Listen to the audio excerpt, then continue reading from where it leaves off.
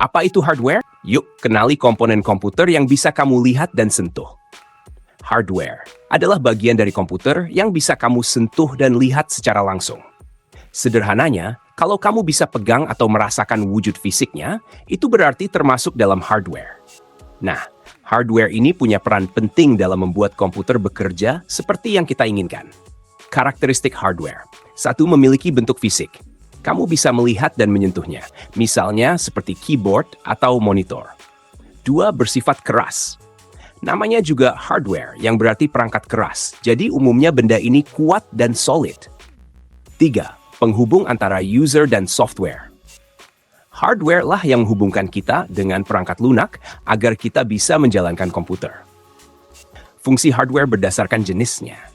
Secara umum, hardware terbagi menjadi beberapa kelompok, yakni hardware output, hardware input, penyimpanan atau memori, dan pemroses data. Mari kita bahas satu persatu. 1. Hardware output. Ini adalah jenis hardware yang bertugas menampilkan hasil dari proses yang terjadi di dalam komputer. Setelah kita memberi perintah, informasi yang diproses akan keluar melalui perangkat output ini.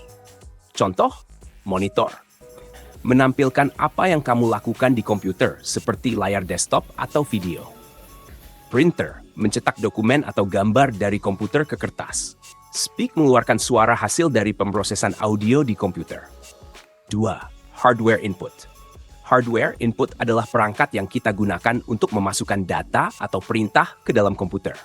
Jadi bisa dibilang ini adalah sarana kita untuk berbicara dengan komputer. Contoh, keyboard, mouse, mikrofon. 3. Penyimpanan data dan informasi. Hardware jenis ini berfungsi untuk menyimpan berbagai bentuk data seperti dokumen, foto, video, dan program. Bayangkan ini seperti lemari tempat menyimpan barang-barang penting yang kamu butuhkan. Contoh alat penyimpanan, hard disk drive. Penyimpanan besar yang biasa digunakan untuk menyimpan banyak data. Solid state drive, lebih cepat dari HDD, dan sering digunakan untuk menyimpan data di laptop atau komputer modern. USB flash drive, penyimpanan kecil dan portable yang bisa kamu bawa kemana-mana.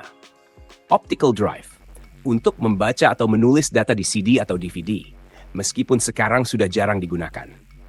Cloud storage, menyimpan data di internet, jadi kamu bisa mengaksesnya dari mana saja asalkan terkoneksi ke internet, seperti Google Drive atau Dropbox. 4. Pengolah data dan informasi. Ini adalah bagian hardware yang bertugas untuk memproses data yang kamu berikan. Bisa dibilang, inilah otak dari komputer yang membuat semua perintahmu bisa dijalankan. Contoh komponen pengolah data. Prosesor, ini adalah otak utama komputer yang memproses semua perintah.